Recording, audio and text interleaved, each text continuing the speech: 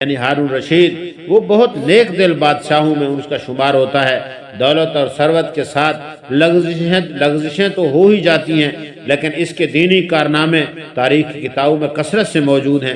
بادشاہت کے زمانے میں 100 رکعات روزانہ نفل پڑھنے کا معمول تھا، مرتے وقت تک یہ معمول قائم رہا، اور اپنے ذاتی مال سے 1000 درہم روزانہ صدقہ کیا کرتے تھے، 1 سال حج کیا کرتے تھے اور 1 سال جہاد میں شرکت کیا کرتے تھے۔ جس سال خود حج کو جاتے اپنے ساتھ 100 علماء کو ان کے بیٹوں کے حج کے لیے لے جاتے تھے، اور جس سال خود حج پر نہیں جاتے تھے 300 آدمیوں کو ان کے پورے خرچ اور سامان لباس وغیرہ کے ساتھ حج کے لیے بھیجتے تھے، جن کو خرچ بھی بہت وسعت سے دیا جاتا تھا اور لباس بھی عمدہ دیا جاتا تھا۔ ویسے بھی عطائے کی بہت کثرت ان کے یہاں تھی، سوال کرنے والوں کے لیے بھی اور بغیر سوال کے ابتداءً بھی۔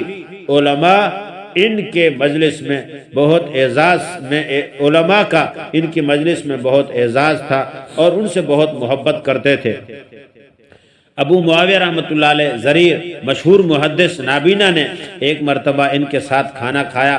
کھانے کے بعد خود ہارون رشید نے ان کے ہاتھ دھلوائے اور یہ کہا، علم کے اعزاز میں میں نے ہاتھ دھلائے ہیں۔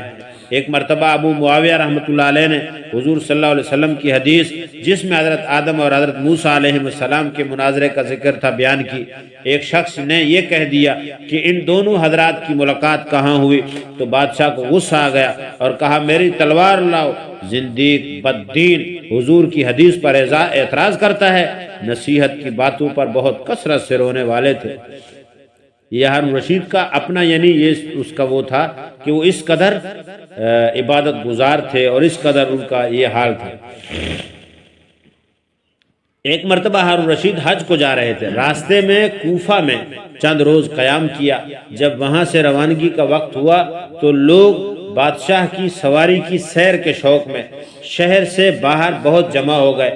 بہلول مجنون بھی پہنچ گیا اور راستے میں ایک کوڑی پر بیٹھ گئے۔ بچے ان کو ہر وقت ستایا ہی کرتے تھے، ڈلے مارتے، مذاق کرتے۔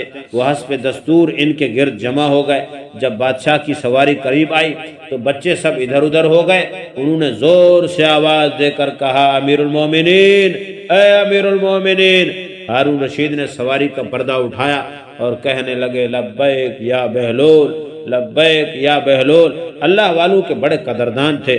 بہلول میں حاضر ہوں، بہلول میں حاضر ہوں، کہو کیا کہتے ہو؟ انہوں نے کہا، مجھ سے ایمن نے یہ حدیث بیان کی۔ حضرت قدامہ رضی اللہ تعالی عنہ یہ کہتے ہیں، جب حضور صلی اللہ علیہ وسلم حج کو تشریف لے جا رہے تھے تو میں نے مینا میں آپ کو ایک اونٹ پر سوار دیکھا جس پر معمولی کجاوا تھا، نہ لوگوں کو سامنے سے ہٹانا تھا، نہ ہٹو بچوں کا شور تھا۔ امیر المومنین، تیرا بھی اس سفر میں تواضع سے چلنا تکبر سے چلنے سے بہتر ہے۔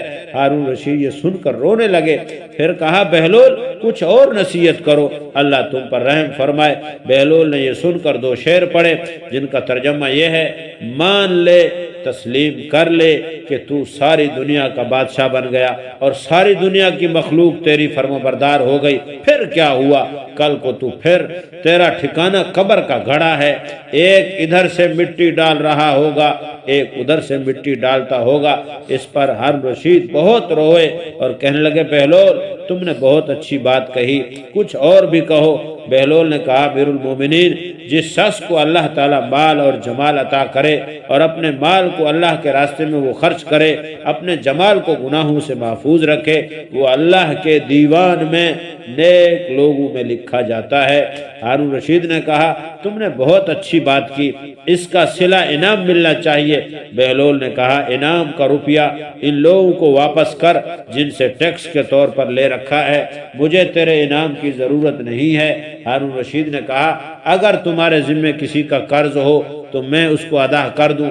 بہلول نے کہا، امیر المومنین، قرض سے قرض ادا نہیں کیا جاتا، یعنی یہ روپیہ جو تیرے پاس ہے وہ دوسروں کا حق ہے جو تیرے ذمے ان کا قرض ہے۔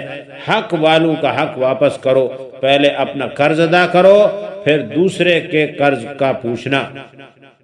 ہارون رشید رحمۃ اللہ علیہ نے کہا تمہارے لیے کوئی وظیفہ مقرر کر دیں جس سے تمہارے کھانے کا انتظام ہو جائے۔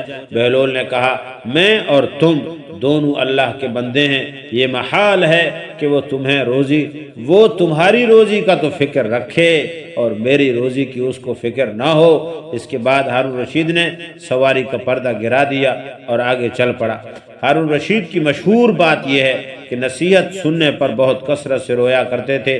ایک مرتبہ حج کو جا رہے تھے، سعدون مجنون راستے میں سامنے آ گیا اور چند شعر پڑھے جس کا مطلب یہ تھا مان لو تم ساری دنیا کے بادشاہ بن گئے ہو، لیکن کیا آخر موت نہیں آئے گی؟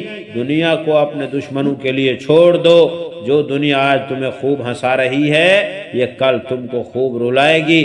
یہ اشعار سن کر ہارون رشید نے ایک چیخ ماری اور بے ہوش ہو کر گر گئے، اور اتنے طویل وقت تک بے ہوشی رہی کہ 3 نمازیں قضا ہو گئیں۔